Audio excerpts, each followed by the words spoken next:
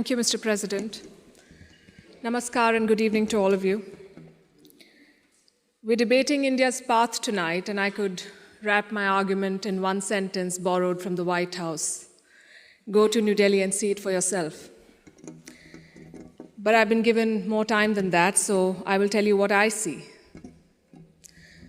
Earlier this week, I was on my way to the Delhi airport. There was a lot of traffic. At one point, the car stopped. On the roadside, I saw two vendors. One was selling fruit, the other was selling coconut water. What caught my attention was not what they were selling, but how they were selling it. Both had a QR code prominently displayed. And every single customer walked up to them, scanned this QR code, and paid for their purchase, every single one of them. To me, this is a picture of today's India. It shows three developments, three of the many developments I shall list out tonight. Number one is financial inclusion. Both the vendors had a bank account linked to their mobile phone. Number two is internet or mobile penetration, what we call digital India. It was 15% 9 years back. It's 48% today.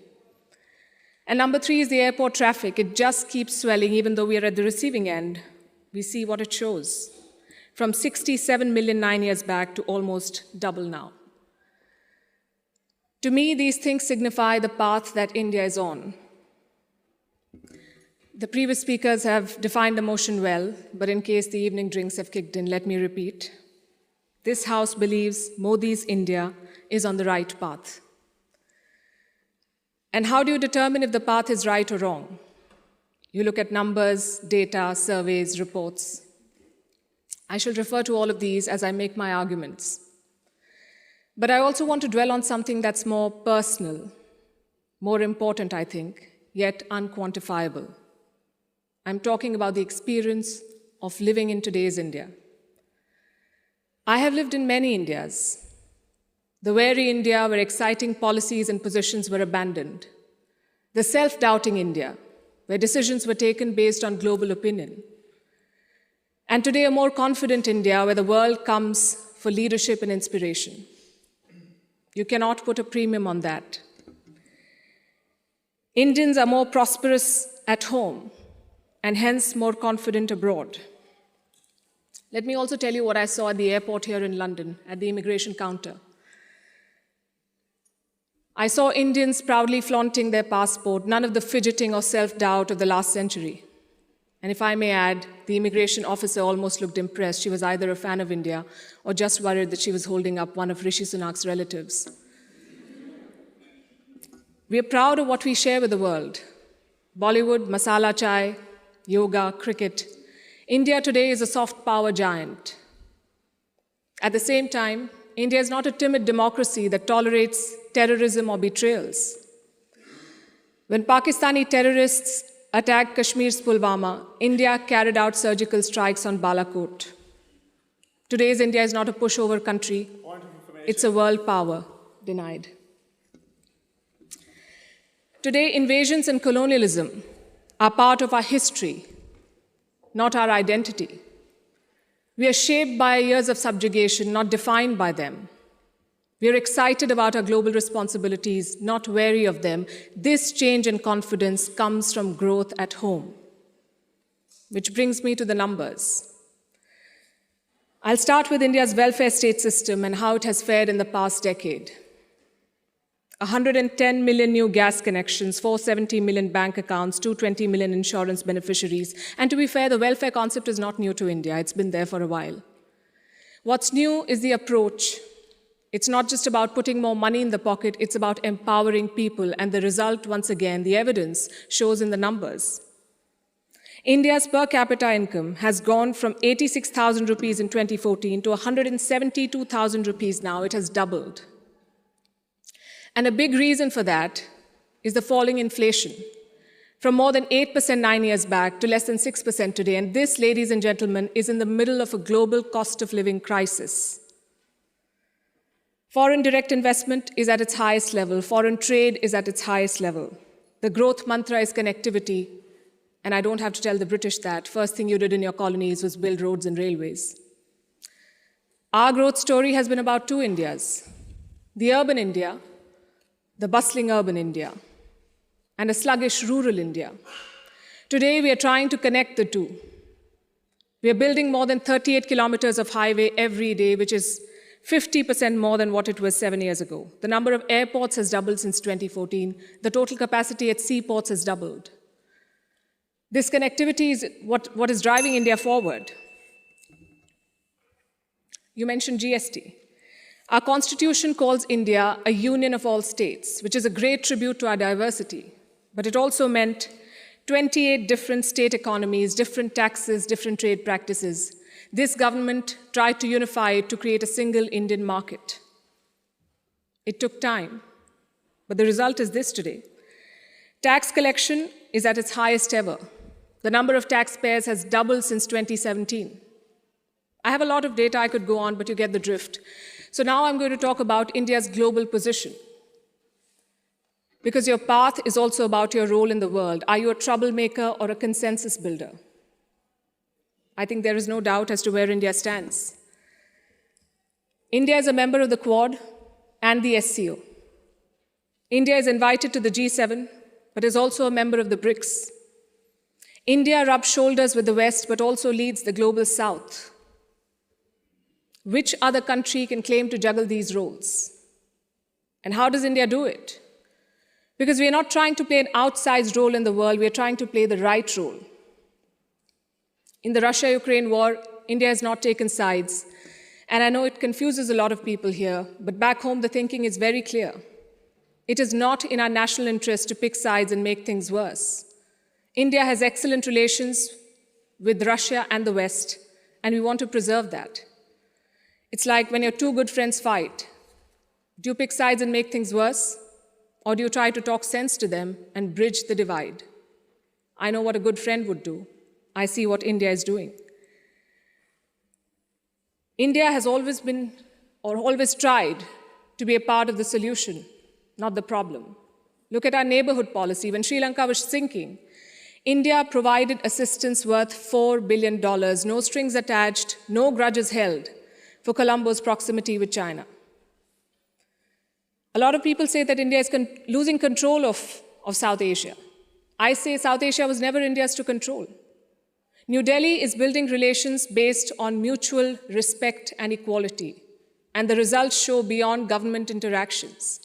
Countries like Nepal and Bhutan are using India's online payment systems. Students from the neighborhood come to India for training, grants, and scholarships.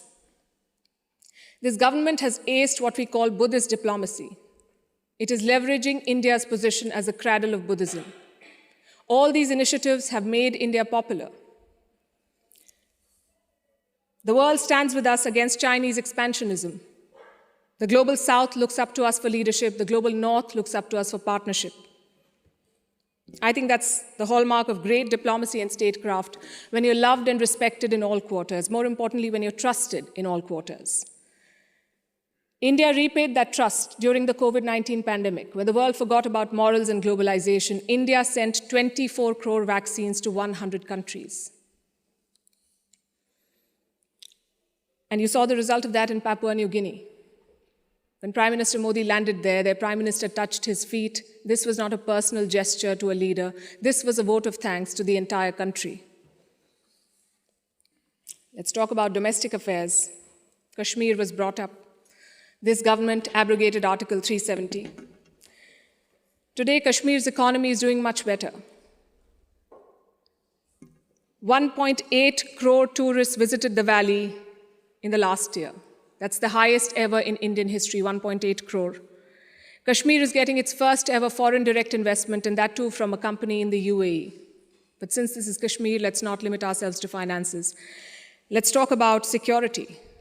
Terror attacks in the valley have almost halved in the last few years. The numbers are staring in your face. Security is better, economy is better, Kashmir is better. Plus, we have corrected a historical wrong imposed on India. Let me also address something else that was raised by the opposite side, and that is religious intolerance. It's easy to quote anecdotal evidence and paint an entire country as intolerant. But random elements and sporadic incidents do not speak for India or its leadership or its government. Only policies do, and I'll tell you about those policies. More Muslim students got scholarships in Modi's first term than the previous government. I'm talking about 2 million more Muslim students. If the idea was to marginalize them, why give them more scholarships? Look at the government's Hajj policy.